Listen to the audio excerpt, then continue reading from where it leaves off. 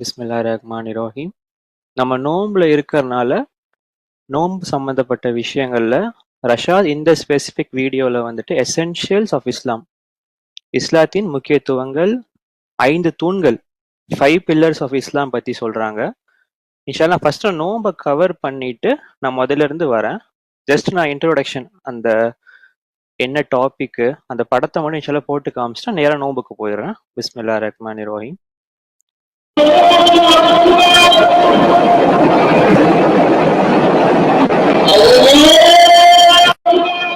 Bismillahirrahmanirrahim.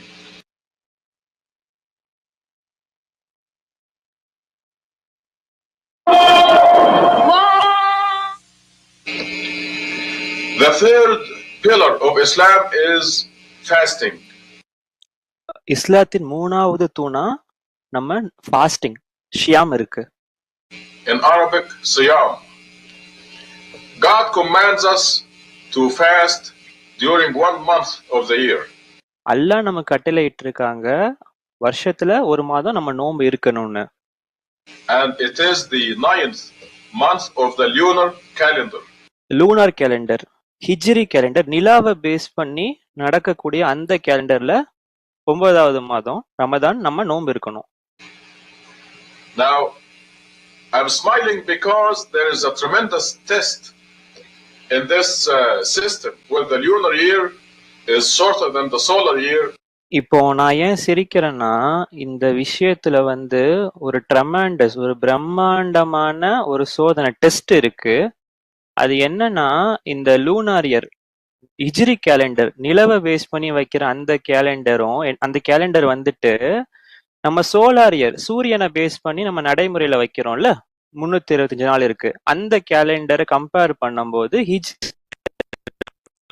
கொஞ்சம் நாட்கள் கம்மியா இருக்கு, ஷார்ட்டா இருக்கு. And this makes the month of Ramadan move about 10 to 15 days every year. இதனால ஷார்ட்டா இருக்கனால என்ன ஆகுதுன்னா, இந்த ரமதான் ஒவ்வொரு வருடமும் 10 to 15 நாளுக்கு முன்னாடி அப்படியே போயிட்டே இருக்கு. முன்னாடி முன்னாடி முன்னாடி முன்னாடி மாதங்கள் தாண்டி போயிட்டு இருக்கு. So it comes in the winter sometimes when the day is nice and short and fasting is very easy. ஒரு சில நேரங்கள் நோன்பு குளிர்காலத்துல, விண்டர்ல வருது.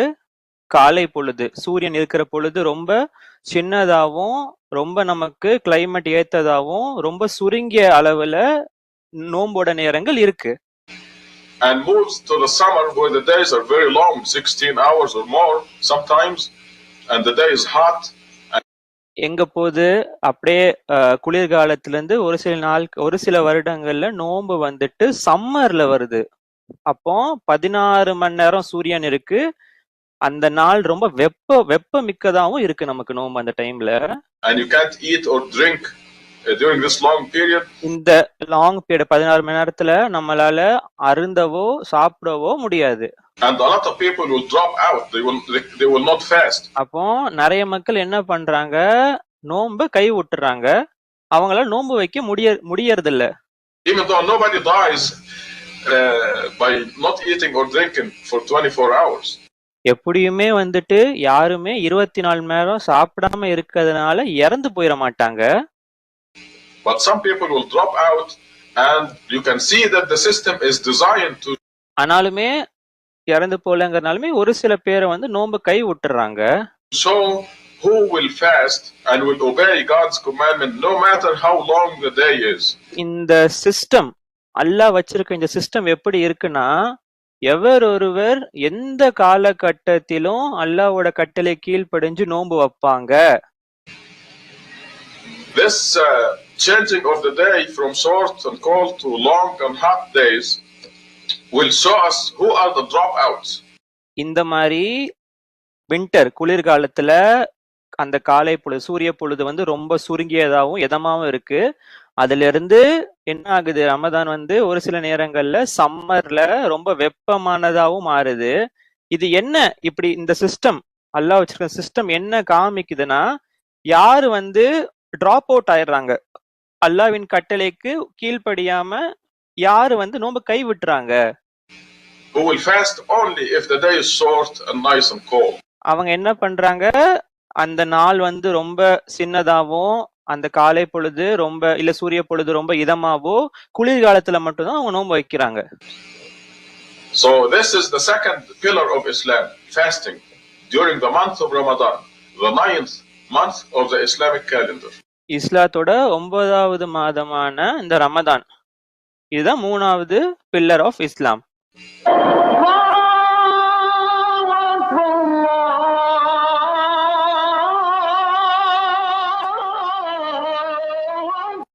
அதுதான் இந்த படத்துல போட்டிருக்காங்க. இஸ்லாத்தோட 3வது பில்லர் வந்து நோன்பு, ஃபாஸ்டிங். ஒரு மாதம் நம்ம இருக்கோம் ரமதான் மாதத்துல.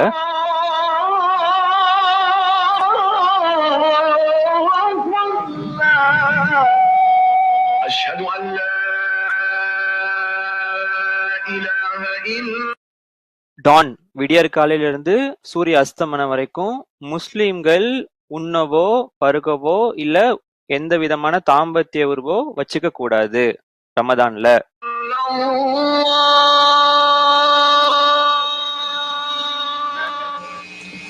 As you see, the fasting of Ramadan is also designed to tame the wild horse, your body. இதே இந்த டிசைன், ரமதான் அல்லாஹ் வச்சிருக்க டிசைன் எப்படி இருக்குன்னா, இந்த வெள்ளை குதிரையான உங்க உடலை அடக்கி கொள்வதற்கான ஒரு டெஸ்டாவும் இருக்கு. See, your body wants to eat and drink, and you, the real person, உங்க உடம்புக்கு என்ன தேவைப்படுது? அது சாப்பிடணும், தண்ணி குடிக்கணும், அது நினைக்குது. நம்ம உடம்பு நினைக்குது அந்த மாதிரி. or the soul dictates on the body, saying, no, you're not going to eat or drink until sunset. ஆனா நீங்க உண்மையான நீங்க உங்க ஆன்மா அது என்ன கட்டளையிடுது உடம்புக்கு? இல்ல நம்ம இன்னைக்கு உண்ணவோ பருகவோ போறதில்ல சூரிய அஸ்தமனம் வரைக்கும். Because the fasting consists of not eating or drinking or engaging in intercourse, sexual intercourse from dawn to sunset. விடியற் காலையிலிருந்து சூரிய அஸ்தமனம் வரைக்கும் உண்ணவோ பருகவோ தாம்பத்திய உறவு வச்சுக்க கூடாது. Dawn means about 2 hours before sunrise to sunset. Dawn விடியற்காலைங்கிறது சூரிய அஸ்தமனம், சூரியன் முழுமையா வர சன்செட் சன்ரைஸுக்கு 2 மணி நேரத்துக்கு முன்னாடி, அதுல இருந்து சன்செட் வரைக்கும், சூரிய அஸ்தமனம் வரைக்கும். No eating, no drinking, no sex. சாப்பிடவோ தண்ணி குடிக்கவோ தாம்பத்திய உறவு வச்சுக்க கூடாது. And this is control of your wild horse. You are taming the wild horse. நம்ம இதுதான் நம்மளோட அந்த வெள்ளை குதிரை, அந்த உடம்ப நம்ம அடக்குறோம், அதை நம்ம கண்ட்ரோல் பண்றோம். Your body. And you can see that God is training you, is teaching you to be a person of strong will. அல்லாஹ் நம்மள ட்ரெயின் பண்றாங்க, டீச் பண்றாங்க, நம்மள பயிற்சி பண்ற, அல்ல நம்ம பயிற்சிக்கு பண்ண வைக்கிறாங்க, நம்மளுக்கு கத்து கொடுக்கறாங்க. a person of strong will, ரொம்ப உறுதியான மன வலிமை மிக்க கூடிய ஒரு நபரை அல்லாஹ் நமக்கு ட்ரெயின் பண்றாங்க நம்மள அல்லாஹ். And preparing you for the eternal life of the hereafter, the real life. அந்த உண்மையான அந்த வாழ்க்கை, மறுமை வாழ்க்கைக்கு அல்லாஹ் நம்மள தயார் செய்றாங்க. Because in the real life that comes after this life, God wants the people who are strong, who practice and exercise and know how to control themselves. இதற்கு அப்புறமேட்டு வரக்கூடிய அந்த உண்மையான வாழ்வு, எப்பவும் நிலைத்திருக்கக்கூடிய அந்த வாழ்வுல கடவுளுக்கு கடவுள் என்ன நினைக்கிறாரு? Who comes after this life, God wants the people who are strong, who practice and exercise and know how to control themselves. அல்லாஹ் வந்து யாரு ஸ்ட்ராங்கா இருக்காங்க, அவங்க உடலை வந்து யாரு கண்ட்ரோல் பண்றாங்க அப்படிங்கறத அல்லாஹ் பிரித்து கொண்டு வராங்க. I mean their bodies. This also causes your soul to feed, grow and develop. இதனால நம்ம ஆன்மாவும் நல்ல வளர்ச்சி அடையுது.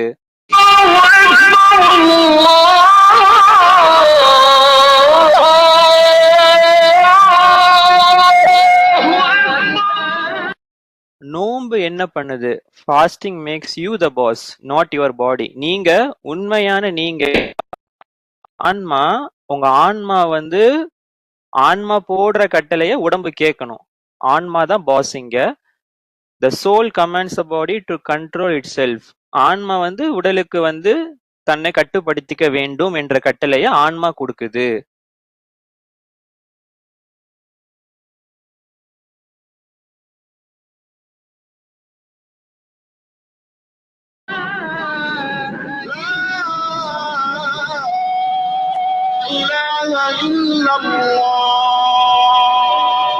நோன்பு நம்மள ஒரு உயர்ந்த அந்தஸ்துக்கு நோன்பு வந்து தயார் செய்யுது.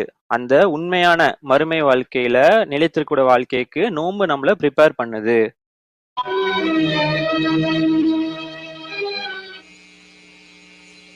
The fourth pillar. ஓகே, இன்ஷால்லா நான் இப்ப ஃபர்ஸ்ட்ல இருந்து போறேன். நோன்பு முடிச்சிட்டேன். நான் இப்ப ஃபர்ஸ்ட் பில்லர் ஆஃப் இஸ்லாம்னு ஸ்டார்ட் பண்ணுவேன் இன்ஷால்லா. Verse.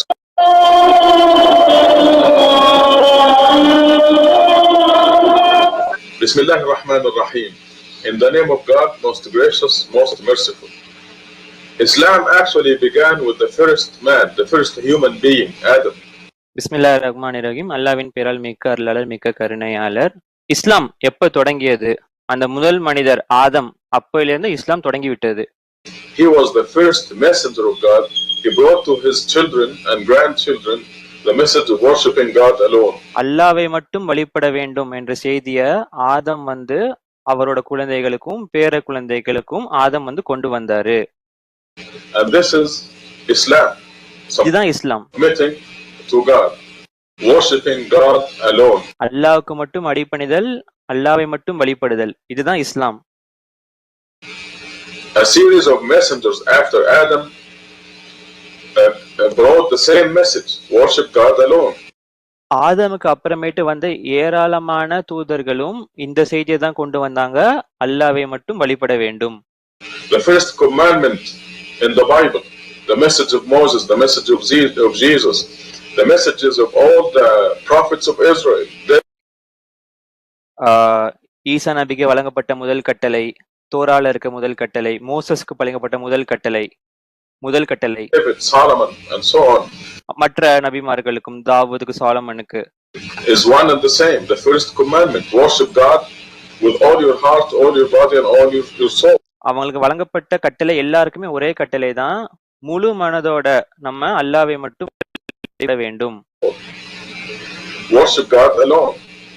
The Quran states very clearly that the religion, as far as God is concerned, is Islam.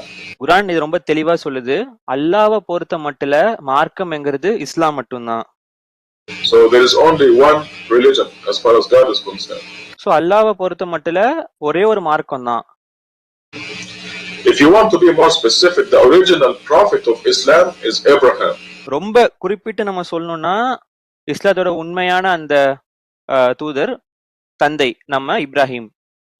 Because he brought all the religious practices in Islam, and we see this throughout the Quran. குர்ஆன்ல நிறைய இடங்கள்ல நம்ம பார்க்கிறோம், இப்ராஹிம் மூலமா தான் அந்த வழிபாடு செய்யக்கூடிய விஷயங்கள், வழிபாடு முறைகள் நமக்கு கிடைக்குது.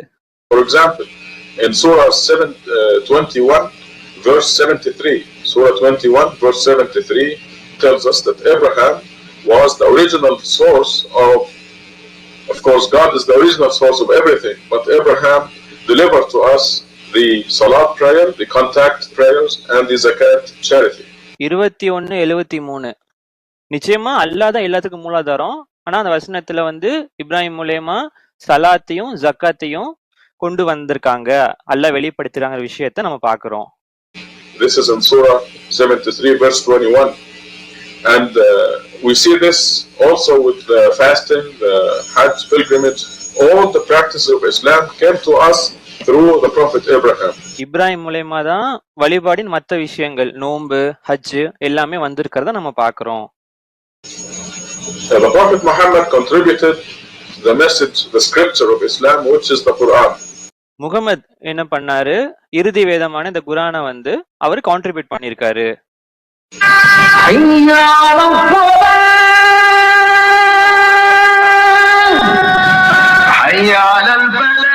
இப்ராஹிம் தான் உண்மையான இஸ்லாத்தோட ப்ராஃபெட், நபி. அவர் மூலமா தான் இது அனைத்தும் வெளிப்படுத்தப்பட்டிருக்கு.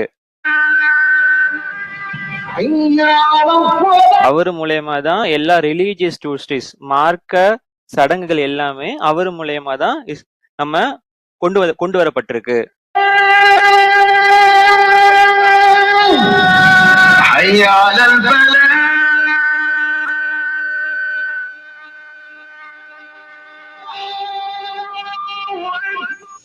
The Prophet Muhammad contributed the message, the scripture of Islam, which is the Quran. Mohammed வந்து இஸ்லாத்தோட அந்த சட்ட புத்தகமான ஸ்கிரிப்சர் வேதம் குரானை வந்து அவர் கான்ட்ரிபியூட் பண்ணியிருக்காரு.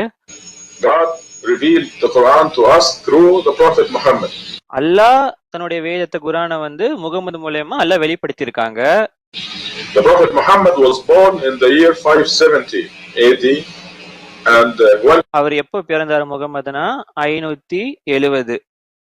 He was 40 years of age. He was appointed God's final prophet. அவருக்கு 40 வயசா இருக்கும்போது அவரு அல்லாஹ்வின் இறுதி நபியாக தேர்ந்தெடுக்கப்பட்டார். Prophet means he brought a new scripture. நபினா ஒரு புதுமையான வேதத்தை அவர் கொண்டு வந்திருக்காருன்னு அர்த்தம். The final edition of God's message to the world, and that is the Quran. அல்லாஹ்வோட இறுதி செய்தியான final edition Quran. The Quran was given to the Prophet Muhammad in one night, as we see in the Quran in many verses. குரான்ல பல வசனங்களை நம்ம பார்க்கிறோம். அல்லாஹ் முகமதுக்கு வந்து ஒரு இரவுல இந்த குரான் அல்லாஹ் கொடுத்திருக்காங்க. In Surah 17 verse 1, in Surah 44 verse 3, 17:1, 44, 13. Surah 17 verse 1, in Surah 44 verse 3, 44, 43, 3, and in Surah 97. சூரா 97 இந்த விஷயத்தை நம்ம பார்க்கிறோம். The release of the Quran from Muhammad's soul to his mouth and his hand was done over a period of 23 years. Mohammed அந்த ஆன்மாவிலிருந்து அவருடைய கைக்கும் அந்த வாய்க்கும் இந்த இடைப்பட்ட இதற்கான அந்த செய்தி வெளிவர எடுத்துக்கிட்ட கால அளவு 23 வருஷங்கள். His hand was done over a period of 23 years, from his age of 40 to the age of 63. 40 வயசுல ஆரம்பிச்சு 63 வயசு வரைக்கும் 23 ஆண்டுகள். He died at the age of 63. 63 வயசுல அவரு காலமாயிட்டாரு. So over a period of 23 years, the Quran was being released after being placed in Muhammad's heart on the night of power. Night of power, அந்த லைலத்துல் கதிர் அப்பையிலிருந்து கரெக்டா 23 ஆண்டுகள். In Arabic, Laylatul Qadr. The purpose of releasing the Quran over 23-year period is to help the Prophet and the believers at the time memorize the Quran as it was being released. எதற்காக எந்த நோக்கத்திற்காக 23 ஆண்டுகள் எடுக்கப்பட்டதுன்னா முகமதுக்கும் அவர் கூட இருக்க மற்ற நம்பிக்கையாளர்களுக்கும் அந்த விஷயத்தை மனதுல பதிய வைக்க, குரான மனசுல பதிய வைக்க. This is stated in the Quran. இது குரான்ல குறிப்பிடப்பட்டிருக்கு இந்த விஷயம். In the Quran it says لِنُثَبِّتَ بِهِ فُؤَادَكَ, to fix it in your memory. உங்களோட மெமரியில, மனதுல இல்ல நம்மளோட ஞாபகத்துல பதிய வைக்கிறதுக்காக. So the release was very slowly, very gradually, and it took 23 years. So இந்த ரிலீஸ் வந்து முகமது ஆன்மால இருந்து அந்த வாய்க்கும் கைகளுக்கும் ரொம்ப படிப்படியாக 23 ஆண்டுகளா எடுக்கப்பட்டு வெளிப்படுத்தப்பட்டது.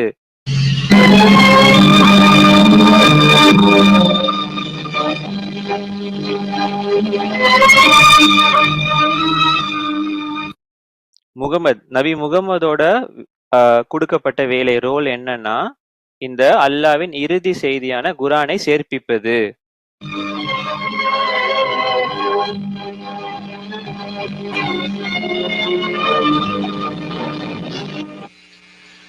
God created the universe and created the human race, and out of his mercy he sent messengers.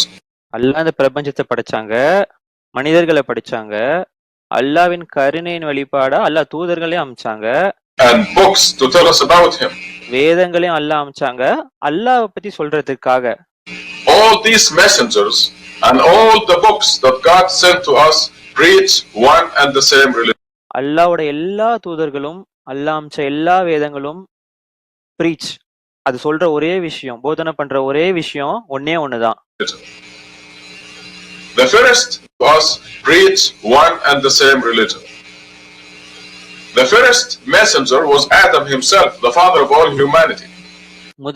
முதலாக வந்த அந்த தூதர் அனைத்து மனிதர்களின் தந்தையார் கூடிய Adam. After him came messengers like Noah, Jesus, Moses, Muhammad. அவருக்கு அப்புறம் Noah, Jesus, Muhammad.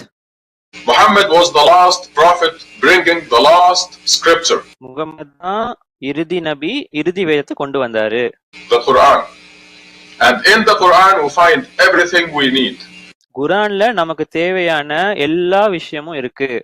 All the duties, obligations, commandments, கட்டளைகள், டியூட்டிஸ் நம்ம கடமைகள், ஆப்ளிகேஷன் நம்ம செய்யக்கூடிய கண்டிப்பா செய்யக்கூடிய விஷயங்கள், prohibitions, தடுக்கப்பட்டவைகள். In Islam, Quran is the final scripture. It is the completion of the message. குர்ஆன் தான் இறுதி வேதம். அந்த செய்தியை முழுமைப்படுத்திய ஒரு வேதமா குர்ஆன் இருக்கு. Because the previous scriptures were suited for that stage of human development. முன்னாடி வந்த வேதங்கள் அனைத்தும் அந்த காலகட்டத்தில் மனிதர்கள் எந்த அளவுக்கு வளர்ந்திருந்தாங்களோ அந்த காலகட்டத்திற்கு ஏற்பதான் அந்த செய்திகள், விஷயங்கள் அந்த பர்டிகுலர் வேதங்கள்ல இருந்துச்சு. The Quran came to complete the picture, and now we have the final, the complete religion, Islam. இப்போ குர்ஆன் வந்துச்சு, அந்த முழுமையான செய்தி அனைத்தும் வெளிப்படுத்தப்பட்டது. இப்போ நம்ம கையில அந்த முழுமையான மார்க்கம் இஸ்லாம் இருக்கு. The Quran is all you need. குர்ஆன் மட்டும் தான் உங்களுக்கு தேவை. Is all you need. குர்ஆன் மட்டும் போதும். In fact, because God said that the Quran is complete, perfect and fully detailed. அல்லாஹ் குர்ஆன்ல சொல்லிருக்காங்க, குர்ஆன் is complete, perfect and fully detailed. முழுமை பெற்றது, பெர்ஃபெக்ட் ஆனது, எல்லாம் கிளியரா விவரிக்கப்பட்டிருக்கு, முழுமையாக விவரிக்கப்பட்டிருக்கு நல்லா சொல்லிருக்காங்க. If you go to any other source, you will be disobeying God and disobeying the messenger of God, Muhammad, who brought this Quran out of his. குர்ஆனை தாண்டி நீங்க வேற விஷயங்களுக்கு போனீங்கன்னா அல்லாஹ்க்கு நீங்க கீழ்ப்படியல, அல்லாஹ்வுடைய நபியான முகமதுக்கும் அவர் சொன்ன அந்த வாக்கியத்துக்கும் நீங்க கீழ்ப்படியல. God brought to us the Quran out of Muhammad's mouth.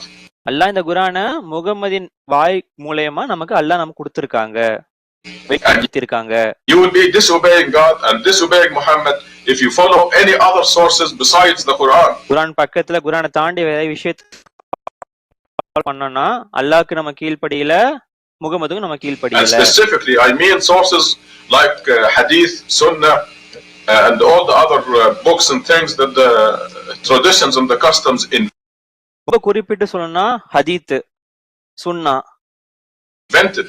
அப்புறம் இந்த பண்டைய மரபு பழக்க வழக்கங்கள், ட்ரெடிஷன்ஸ், கஸ்டம், அதிலிருந்து வெளிப்படுத்தப்பட்ட புத்தகங்கள். If you go to any source besides the Quran, you will be disobeying God.